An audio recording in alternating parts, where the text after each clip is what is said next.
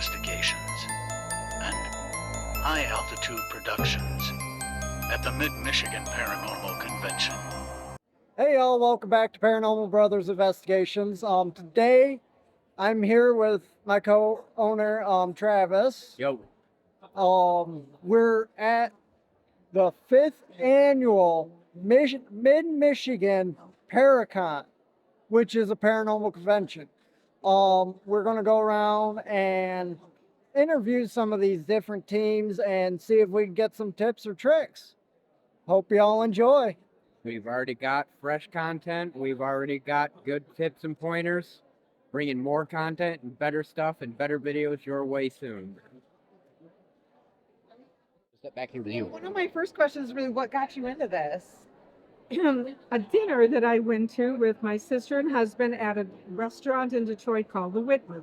Okay. And it was then we were taking photos and we saw this strange photograph Yeah. that couldn't be explained. So that got us curious, and it was the catalyst for 10 years of investigation and hundreds of investigations, thousands of miles around Michigan, and it led us to What's our point? Awesome. Scoop in this way. Oh, my bad. cheat in a little bit. So what's your favorite Better. place in Michigan to investigate? If you're looking for a central area, it would be Mackinac Island. There's a lot of places in Mackinac. It's not just the hotels that are paranormal activity. Yeah. You can go out to Arch Rock. You can go into deep woods. People don't realize Mackinac Island has miles of just dirt trails past the downtown area. So I would say the back trails, Arch Rock, and even Fort Holmes in Mackinac, which is the highest fort. It was a redoubt fort. It was built to protect Fort Mackinac. Oh, interesting. Yeah, so we got a lot of Native American EVP up there and soldiers. And then we did investigate Fort Mackinac, but we were a little disappointed we didn't get more activity there. Yeah, that would So be. that's a fun place. And also in the Petoskey area, we've recorded a lot of interesting things there too. Okay. See, Mackinac is definitely on my list. I just recently learned about the drowning pool that was up there. That story is fiction, but it's still cool. You know, I mean, that is disappointing. I know it was recently released that was not true. Okay. But they have wonderful stories. There's nothing wrong with a good ghost story, you know? Yeah. But what we tried to do in these books is get to the heart of it. In the very first book, we went to Bowers Harbor in Petoskey, in Old Mission Peninsula. And there was this great urban legend about why it was haunted. I won't get into it here. But after months of research, we found the real truth and who's likely really there. So that's, the history. It's all about the history. It's your Yeah, and the research. That is one thing we're definitely Sorry about that, guys. harder on is the research. absolutely. Yeah. Thank you so much for your Welcome. Good luck time. with your project. Yeah, Thank thank you. Keep my card. We will. I am working on a new book called Abandoned Places, Haunted Spaces. So if you guys come across a location that's abandoned with a paranormal thing, let me know. We'll join together. Of course, you'd be included in the story, which is great, cheap promotion for you all. Yeah, of course. And we would share what happened during that investigation. So I'm in that process right now. That's all right. We live in Hillsdale, and there's a lot of that. Oh, Hillsdale, I've been there. Yeah. Yeah, there's some great places in Hillsdale. There. Well, we actually did the mill, the haunted. Old Mill in Dundee. No. No, the DC plant, The- Stocksmith. Knoxville. Yep. Did you That get booth. things there? We caught some. We caught a thing for audio. And some spirit box activity. And it's interesting because they make Lucky Buck in there now, which is like salt licks and deer bait. Yeah. So everything has kind of a fine layer of salt on it now, and I think that's really kind of dampening things. That's But- wonderful, yeah. We did get some spirit box responses. It was so exciting. It was so exciting. Well, the first few experiences are super exciting. Like when I went to the Whitney, a Mhm. piano went off at 2:30 in the morning, and then we went back 2 or 3 more times, and again the piano would sound, and we were able to connect it to something that happened in the home 100 years ago. Wow. And they must have liked you though if they're playing the piano. I think David Whitney is still connected to me. So. Excellent. So anyway, yeah, good luck. If you find a place, you've got my card, right? Yes, Yeah. you've got Shoot your me card. a message. We'll do something. Awesome. Well, it was Thank very you. nice to meet you. My name's Travis. Travis? My name Kate. Kathleen. I go by many names Okay. in many cultures. Okay. Have a great rest of your afternoon and Thank you. We'll definitely be in touch. perfect. I love it. Thank you. All right, thanks.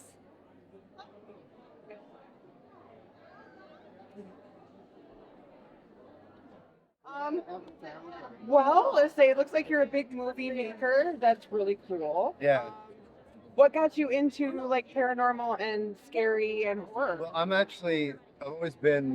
I've been a filmmaker for a while, but then I'm also a musician. And then one day we made a horror movie at Waywood Sanatorium, which is in Louisville, Kentucky, and it's about a sanatorium that lost a lot of people that died in a death tunnel. Oh yeah. We made a movie called Death Tunnel. Yep. Yep. And it was so scary, but what was really scary when we were filming it, it was really haunted. Yeah. So I brought in another film crew to film us filming the movie, and Sci-Fi Channel bought the documentary, and Sony bought the movie, and that started my paranormal career. And I was really upset because I saw, some sort of proof of the paranormal. And I was hooked. Yes, I know people that have been to Waverly and they say it is just a phenomenal experience. It's one of the most haunted places in America for sure. Yeah. No doubt. So is that have you investigated a lot of places? Yes. Yeah, is that your favorite or what's your favorite? I think it was the one that popped my cherry. So you always remember the first love. Yeah. But we did the real Exorcist house. Okay. We were the first people ever to go inside the real Exorcist house and do a paranormal investigation. That's called The Exorcist File. That's on movie, documentary, and Discovery Plus carries it. And we went in there and we got a copy of the real diary and I walked through the house and said, oh my God, this is where this happened. Because this house is where most of the possession and the start of the exorcism before they moved him to the hospital. And I have to tell you, that was really tough to handle because of what happened. I can imagine. Yeah. Wow. The scratches on the floor. It was really crazy. So, I mean, we've been doing all kind of places, different asylums and sanitariums and sanatoriums.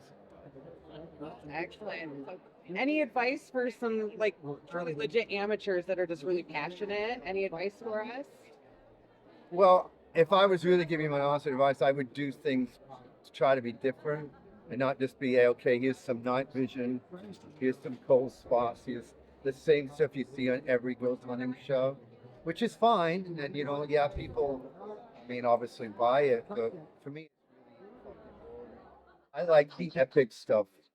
Like we do the Exorcist case, or we do a hospital where 62,000 people died, or, real voodoo dogs, real. Not fake, but real. I know I can Because when feel you it. I don't know if I like that real energy. Well, you want to see real, maybe your cameras come here. This is a copy of the real Exorcist diary, real one, 1949. This is the exorcism box of Annalise McKell's real Emery Rose. The exorcism of Emery Rose. This is her real box from her bed. 31 days of Halloween. This is in our new movie, The Attached. So we do real stuff. So my advice is to do epic stuff and do different stuff. Not just do the same. Why? You stand out. People's already willing to see some excitement, new stories like that. Yeah. Okay. Thank you so much. Welcome. I really appreciate your time. I know you guys are busy. You can all see us at 3 o'clock. Yeah, we're going to be going to see you guys. Thank you, guys. Thank you. So first of all, it's wonderful to meet you. My name's Anna. I'm John. My name's Keith. I'm a chief from Spirit Chasers of the Unknown, Okay, Lower Michigan Paranormal. informally. Okay, so where exactly are you from? We are from the Wixom, Detroit area. Okay.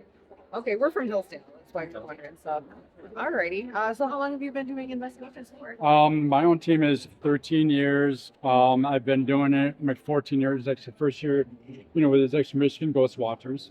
Okay. And then I wanted to see, well, I know the basics, so see if we can make it work. And well, here we are, still around. What's your favorite place to investigate? I have so many. Yeah. Probably would have to say the old 6th precinct in Detroit. Great, great location. Actually, one of the videos on here actually has the cell block. I was talking and I mentioned I'm gonna turn it off, and then on the recording, like for the video, it said go ahead. I also caught at this location a cop actually doing this, with the shotgun and saying I'm gonna shoot, and then like 1 or 2 seconds later, another voice pops in and says go ahead. So it's actually one of my all-time spots. I help like with the haunted ghost tours there, a couple times. I've had some eerie feelings like in the intake room, but it's a great location. And any advice for us? We're fairly amateur. Any advice for us when we get out there? One, make sure to protect yourselves. Two, don't antagonize like each other spirits. Be respectful. Like actually would like ask a question, and then actually once you get done with investigating, the whole thing, I tell the spirits, I don't thank you. We appreciate it. And you guys are not welcome to follow us. To ensure like everything.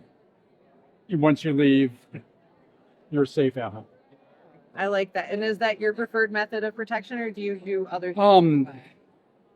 Mine's gonna be a lot different than most. I'm just because actually your experience is gonna be way different than mine. Mm-hmm. Almost with my experience, I can have the worst case scenario. Okay. Mm-hmm. Actually yours might be like, your hair pulled, your sweatshirt, tugged a little bit. Mine almost would be strange, whole thing. Like for example, the last investigation that we did was actually last month at the old Paulding jail. And actually we were setting up the camera. Actually we're on the catwalk. I was walking, I'm actually on the catwalk. I just passed to the door, and I felt like a poke right here. I went to my knee, and the first thing that came to mind, like I was stabbed. Not that I know what that would ever feel like. And then I felt like my stomach open up right here. Oh. So, so it's like, so it depends on the location. If you're like open-minded, you probably will have a little bit more experiences than you would at a location if you aren't like open-minded to things. I would say if you actually have like crystals, the ones that are going to protect you, carry them like with you. If you have rosary, carry that. It's because I've been at Waverly Hills, my Prospect Place, Montville State Pen. I've been at a few cemeteries that have had bad things occur there. For example, one of them back in 2010. He's on the website too. It's called Excursion Cemetery. The 2010 was actually with the gate that opened up. 2013, I believe, that I had I don't want to say a bad experience, but because it's me, I have the worst case direction. I got up out of the blue, said I'll be back. I was like, "You okay?" I'm like, "I'm fine. I just got to go to the car and try to puke." Well, at the drive time from there back to actually where I lived at was like a 50-minute drive. I don't recall that at all. I do remember bobbing my head, looking through down down like a tunnel. But actually with me, it's gonna be different. Like from you guys, for the protection side.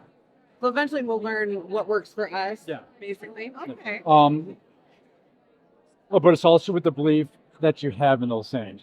Like for this right here, in protection, this is me. This is what I believe in. It's the belief what you have those things, and that will protect you.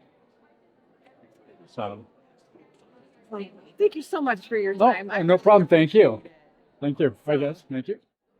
Awesome. So I know we spoke a little bit earlier, and I'm kind of drawing a blank. I know you said you did a lot of producing. Were you a paranormal investigator before you got into producing paranormal shows? Yeah. I mean, I have a team, the Greater Western New York Paranormal Society. I still do that.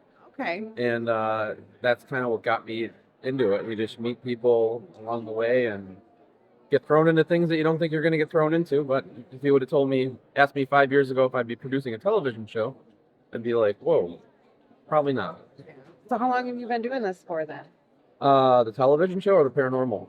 Paranormal. All my life. All your life? I mean, I grew up in a haunted house. Yeah. And I ended up buying that house that I grew up in. Kind of solved that mystery. It's like my first Scooby-Doo mystery, solved it. And then got into just learning from people, going to Salem, going to different paranormal conventions, and just came into my own and started my own group. And then I ended up buying another notorious haunted house, the Hinsdale House, and met Nick Groff there when he was filming Paranormal Lockdown. And we became friends and eventually started doing our own show together. Excellent. Okay. So That's amazing. that's in short, yeah. Okay. So, any tips for novice investigators like us? We've only done a few. We're still fairly new. Just any tips for us? Well, do what you're doing today. I mean, you're walking around, meeting new people, networking, Okay. and just keep learning. Just keep having fun with it. So, thank you so much. Awesome. Are you also? I see that you do the podcast. Yes, sir. Like, how do you go about with the podcasts, and what kind of stuff do you do on your podcast? Well, 7 days a week, I do episodes about the paranormal, supernatural, true crime, extraterrestrials, unsolved mysteries, cryptids, anything and everything that's strange and macabre, kind of stuff that you guys probably are hunting. Yes. Or investigating. So those kinds of stories end up in my podcast. I get stories from everywhere. I get some that are published authors. They'll send me some stuff. A lot of stuff from my listeners who finally feel comfortable enough to share after listening to the show after a while, and some stuff that I just find online, that kind of thing. But yeah, it's a full-time job for me now. Never at a loss for material. There you go. Are you also a paranormal investigator, or No? I'm not nearly as brave as you guys are. No way. I'm mostly just a storyteller. I'm a voice artist. I work from home, except for when I'm on the road and I work from a hotel room. But I just sit in front of a microphone all day and do voiceovers for my clients and do my podcast, which is now actually my real job now. But I've had people invite me on investigations and stuff, and I just don't have the bravery for it. You guys are you guys are crazy. That's what you are. I'll bless you before you go, and I'll bless and get some holy water for you or something, but I'm not going in with you. all right? So, what is one of your favorite stories that you've heard or that you've told? I hate that question. Because I can never really answer that question very well. There are a couple of stories that have personal meaning to me, but they're not true stories. Once a week, I do something called Thriller Thursdays, and that's just fiction. So I'll bring in something from Edgar Allan Poe or Stephen King or H.P. Lovecraft, something along those lines. And one of those is at Edgar Allan Poe, I did The Telltale Heart. And I narrated that, and it actually won an award for the narration. So that would kind of feel special to me. That's in the podcast. For sure. Another one happens to be a story that my dad wrote in college. And it's just when he shared it with me when I was a kid, I just fell in love with it. It's called The Last Step, and I won't share what it's all about. That would take too long, but if people want to look for that on the podcast, they can as well. But other than that, when it comes to the true stories, it all is appealing to me. I will admit, I'm kind of a fan of werewolves, and so if I ever find a story about werewolves, I'm going to figure out some way to cram it into the podcast because I just absolutely love it. Mothman, stuff like that, really like that. Some of the true ghost stories are just amazing as well. I told one not too long ago called Esme the Ghost. And to me, it was more like a poltergeist kind of situation where somebody would set their glasses down somewhere. It's the same place all the time, and you know your glasses are going to be there. And then you turn around, suddenly they're gone. But then, like maybe a week later, they'll show up at the exact same place. Those kinds of stories. But that it was a very long story, and it went into a lot of detail. And those are the stories that I really like. You know, the listeners will send me something that's maybe a couple of paragraphs long, and I'll share it. But those that are really in depth and they have a long history behind them, something like you'd find with the Warrens, you know, that kind of stuff. I love telling those kinds of stories. Have you told the story of Church Road? Church Road? Yes, over in Pittsburgh, Michigan. You know what? It sounds familiar. I may have touched on it with an episode of Haunted Roads, but I don't remember doing an actual full story on it. No, Church Road in Michigan? Yep. I'm going to look for it. I'll look for it when we're done talking here. It's amazing. Every time I do an event like this, somebody comes up and asks me, have you heard about such and such? No. I've been doing this for 7 years. A podcast every single day, and I'm still getting information about stuff that I've never heard of. I'm never going to be at a loss for content. Oh no. Never. How about the UFO sightings in 1966? I'm sure I've covered those. I do a lot of UFO stuff, a lot of extraterrestrials. Awesome. Yeah. What area? There was one in Dexter, on the same night. One in Dexter, and one at Hillsdale College. Okay, yeah, I'm almost positive. That does sound very familiar. Yeah, I'm almost positive that's in my podcast somewhere. All right. It's hard to remember everything that I've done. For sure. But yeah, once in a while something will strike a chord. Yeah, I think that sounds familiar. For sure. Where can we find Jack? Oh, yes. If you can, tell our viewers on where they could find you. Oh, yeah, sure. You'd think that'd be the first thing I'd tell people. Well, it's easy to find me. If you go to weirddarkness.com, you can find me there. That's where all of my social media is, my email address, everything else. If they're looking for the podcast, I'm pretty much everywhere podcasts are found. So no matter what podcast app you use, just look for Weird Darkness and you'll find me, including Spotify and YouTube. So, yeah, or just a podcast app. Find me. All right. Yeah. Awesome. Thank you. Well, thank you, Josh. I appreciate it. Hi, I am here with Todd and Jeff from Detroit Paranormal Expeditions. And we've got a few questions to ask for you guys. Mainly, how long have you been into doing this? So we co-founded DPX, as we call it, in December of 2016, but we've both been doing investigating for about 11 years now. Awesome. And was it a personal experience that got you into it? Or were you living From my perspective, when I was 9, we lived in this house, and not long after we moved in, a light turned on in my room by itself. So that kind of sparked like a lifelong interest in a lot of things happen. You can tell them about how you got it. I've had 3 near-death experiences.